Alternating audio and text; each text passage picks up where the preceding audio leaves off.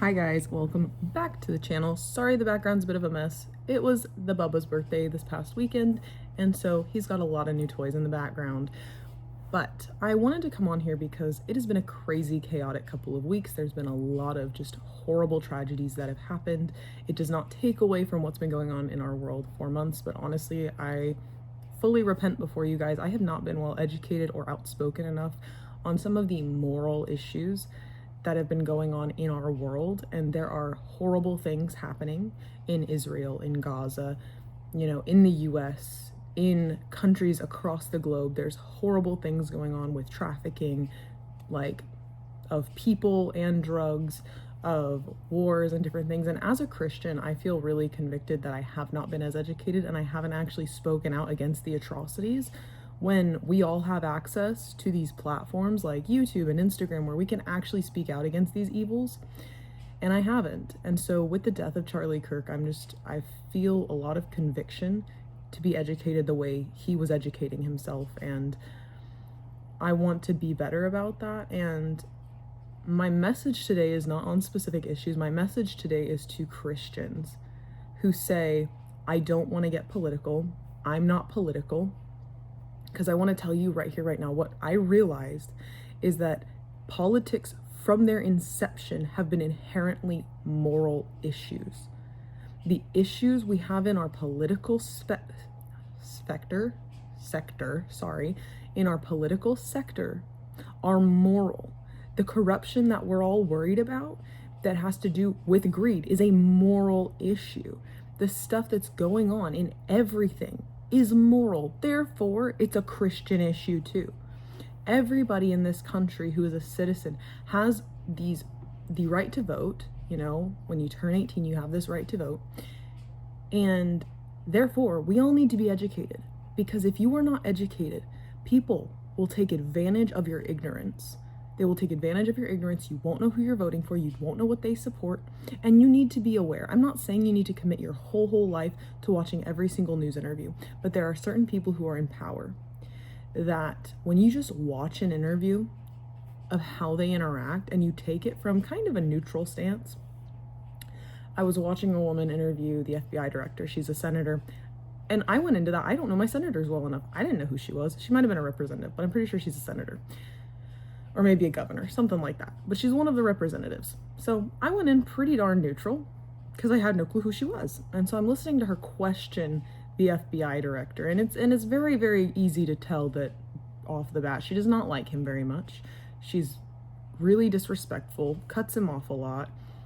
And they kind of all do that to each other. Like, people get really mad when people cut each other off in these debates, but I'm like, they're literally doing it all to each other. Like, don't get mad because that guy's cutting that person off because they just did it like 2 seconds ago. Everybody is doing it. I'm not saying that it's a good thing. I'm just saying it's a fact. Like, the level of disrespect that goes on in politics is atrocious, that none of our political figures can seem to show respect for anybody that they agree or don't agree with. And that's what's really frustrating to me, is that of course we have party issues when they're not respecting each other. But as a Christian, I'm watching this and I'm watching this woman who has the opportunity during a very, very volatile time to talk to the FBI director and really kind of get to these issues, because I'm hearing some of the things she's talking about and I'm like, okay, I can see where that's a valid concern potentially, but I also feel like the logic of the question, if me being lesser educated than a politician is listening to this person talk and the questions she's asking, I was like, I could give you a potential answer, or just I can logically understand why that decision would have been made. I can get that. But you can really tell that these questions are very pointed. They don't want, what I noticed is anybody who didn't like this guy, they asked questions in a way that they tried to get him to give one-word answers rather than an explanation of what's going on. They did not want him to explain anything. They did not want him to say anything more than yes or no. And I think that does a disservice when very controversial decisions are having to be made, where no matter what you do, somebody's not going to be happy. And so as I'm watching this, I'm realizing this is exactly why I need to know how these people interact, because I would never have voted for that woman. Her character And the things she was concerned about during this time in our nation was ridiculous. She ends up going into, while we're dealing with these super, super volatile events, way more important stuff, she starts to question why they've instituted a requirement to doing a pull-up as an FBI agent. And FBI agents, which the FBI director quickly addressed, is that FBI agents who are in the field have a very, very physically demanding job. So they have to be able to do certain things due to certain maneuvers they may need to perform in the field. But this senator or woman, I don't want to say senator because I don't know, but she immediately is like, well, what about women? They're biologically different, which is funny because it was very clear very quickly which party she's associated with. And it is the party that typically makes this whole big deal that no difference between men and women. But as soon as pull-ups are instituted, that may make it harder for someone who's weaker physically, just biologically born a little weaker, like in muscle tone and stuff, that might be hard for them. And suddenly now there's a biological difference when we've been like her party has been ignoring that. And so I want to encourage you to get educated and know why we disagree with certain people, not just disagree with someone on the basis of what party they follow. Because this woman, if I knew who she was before I started watching it, I would have known, yeah, I do not agree with her, I wouldn't vote for her. But I could not have told you why other than her party.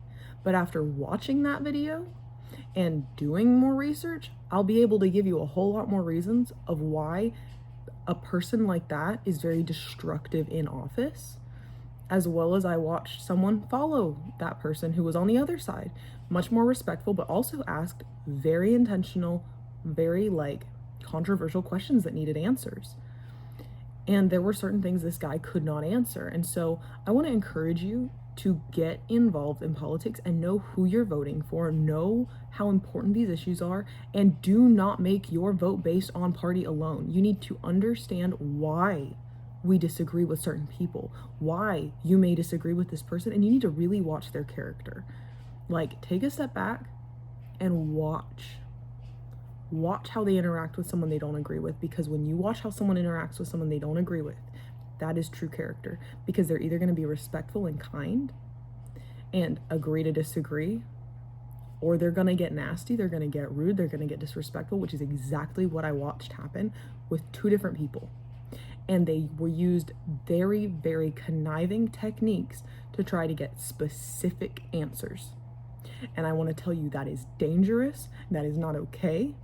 I'm not here for trying to push questions to get certain answers, because, and not that I'm saying I'm not looking for truth, but when you specifically ask questions in a way that will distort the truth,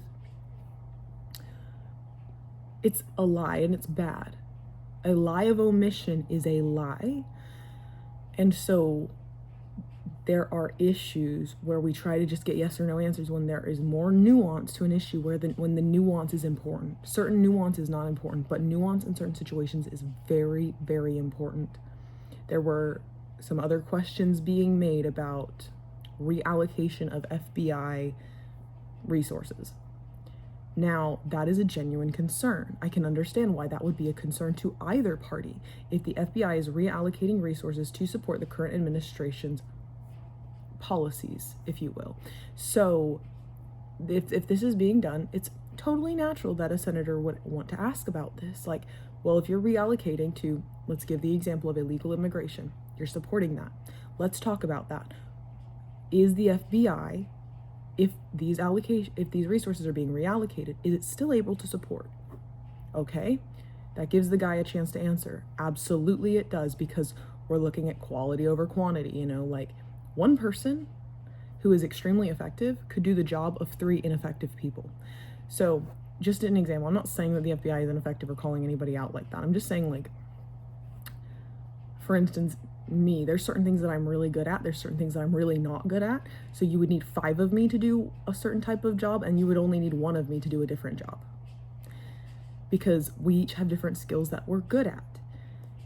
That right there doesn't mean that just because something's being reallocated that now the FBI is ineffective, or that the reallocation is a bad thing, especially if it's just temporary and there is a plan in place to make sure they are still being effective. However, the way that these senators were wording their questions, it was specifically in a way that makes it seem like it's a bad thing no matter what. And in my opinion, that's not the case, because I've seen in companies where they do that, they restructure and it works better. We see that all the time in business, but the second you do it in the FBI, in a police department, in a more controversial sector, you get people who are really, really mad. But the reason I bring this up is because the critical thinking wasn't there. Like, if me, a person, I have an associate's degree, I'm not like some super PhD educated, like all this research in politics, but I could put two and two together that it just sounds like quality over quantity, and that maybe the reallocation actually didn't take away from mission. It's just a brief reallocation, and then these people will be reassigned at a later time, but that the issues they were covering are still being covered. Now, I am not familiar with the nuance of the FBI and whether that's true or not. It may not be, but the questions being asked did not address that. The questions being asked were very surface level. They did not actually get the answers you would need. And it was just ridiculous. Absolutely ridiculous. And that right there made me kind of realize, like, yeah, I don't like that attitude. I don't like that coming from either side. Whether you agree or disagree, there needs to be a level of respect and serious critical thinking. If I had a chance to sit down with the director of the FBI, I'm pretty sure I would try to have really intentional critical questions, not questions that are super loaded, that you're trying to get a specific yes or no answer just so you can slander them and hate on them later or try to catch them in a lie. And what I really liked about this guy is he refused to do that. He refused to sit there and lie. Like, he repointed them back to court documents that had been released or this or that, and repointed them to better sources to get better information and things like that. And he refused to give those yes or no answers that would have been misleading. Because what I will tell you is people who ask leading questions, they do it for a reason, and they're looking for a specific answer. And when you do that, it is very, very dangerous, because you end up with, like, when you have a leading question, you get a certain type of answer, and the answer that you're getting isn't necessarily reflective of the full situation. I'll try to give an example that's very, like, non-political. So, here's a really good one. Let's say my husband had asked me, can you please make sure that you get the dishes done? And I had done all the dishes except one dish. My husband comes home, but I meet him in the garage and he asks, hey, did you get the dishes done? Yes or no? I would have to say no if he asks if I got all of them, which at that point makes it feel like, oh shoot, she didn't even do them. When in reality, there's just one dish left that didn't fit in the dishwasher. Now, if he asks me this and gives me the chance to actually explain, hey, yeah, I tried to do almost all of them, but one of them just didn't fit in the dishwasher and I didn't quite have time to hand wash it. Understand that, okay, there was more to the story and it's not what my husband would have initially thought if I had just said no. It's the same type of stuff. We do not need yes or no answers. We need deeper critical thinking and understanding. Do not just take something at face value. Always think about what's not being said. Because even with the Bible, that's very, very, very important when you're reading scripture, especially with the letters of Paul, because we have one side of a letter, we have no idea what was asked or told fully that led to these letters being written. Because more than likely, the way that I see it, I'm like, Paul probably got a letter, or somebody came and saw him that detailed all these issues or told him all of the stuff that was happening. And then they give him this letter and he responds with a letter. But we don't have both sides of the conversation. We only have one, which is why we have to understand that we are reading from one side of the conversation. And so it's very, very important that when we read these things, when we read the Bible, and when we look at any news article, we're usually getting one side of the story unless there's full, like, dialogue between everyone involved, and usually there's not, and we're looking at one side of the story. It's why I also don't love listening to super partisan news outlets that are very distinctly Republican versus Democrat, because when you do that, there's already a super hard bias and you're already going to get a biased version of the story, and I don't want that. I want genuine news. And even what Charlie Kirk did, he questioned both sides off and on. Now, there may have been more questioning and more pointed conversation towards one party over the other, but I've watched some of his interviews. He definitely went after certain particular ideologies, and what I started to notice is there's a trend when certain things start getting questioned, even in the conservative sector, there starts to be an issue where suddenly these people are either getting fired, they're suddenly getting their influence taken away, they're getting reprimanded, which concerns me that there is a problem with news in general, you know? Which is why critical thinking is very, very important, and we need to pay attention closely to stuff, especially if it's something you're interested in, like a specific policy or a specific event that's going on. Pay attention to the facts and how they change and how the story changes, because there were certain things being pointed out, even in the Charlie Kirk situation.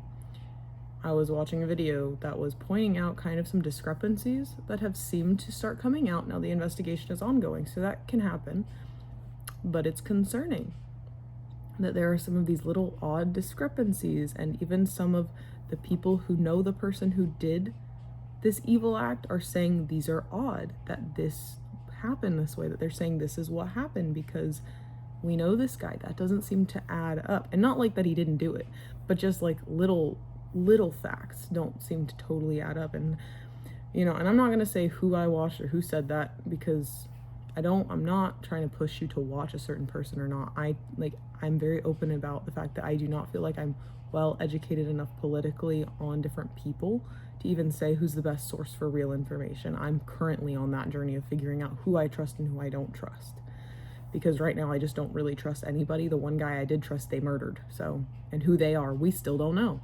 Just they, because we don't know.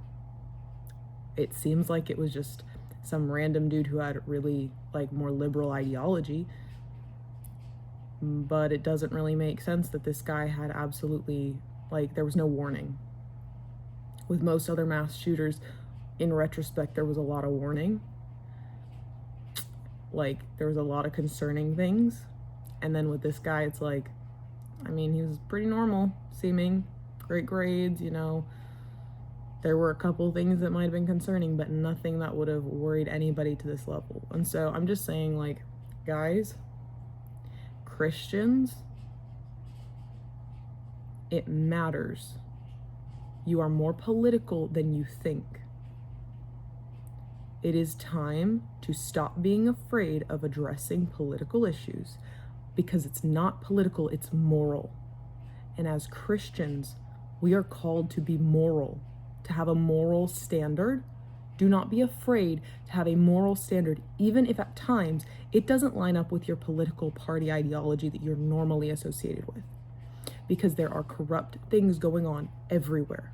In every party, in every country, in every nation, there is immorality, there is evil being done, there is corruption going on. We hold to Christ's standard, not to the Republican standard, not to the Democrat standard. We hold to Christ's standard. That at times conflicts with both. I have seen it happen. I have watched the policies both sides deal with. And there are times where both present an image of like a pseudo Christ, where they try to present the morality of Jesus but leave certain things out. Both sides do it off and on. When it's convenient, when it's used for control, absolutely they do. Absolutely. And so be very careful right now with going super hardcore one party or the other, because they will always let you down at some point. Jesus is the only one who's not going to let you down. God will not let you down, but these people, they're people. They are flawed, they are imperfect. I want to encourage you right now, hold to Christ's standard, get in your Bible, know what his standard is, or these people will manipulate you with their own false ideas, false ideologies, false doctrines, and it will look enough like Jesus that you will be fooled, and you'll start to support these ideas. You will fall for the same tricks that people have been falling for years. We are accountable to Christ and his standard, not to these parties. I want to encourage you, if you are afraid of losing relationships, something that I had a revelation on was I should not be more afraid of losing a relationship than I am of that person in that relationship with me going to hell. I should be more concerned about their salvation than their relationship status to me, even if it comes down to my own family.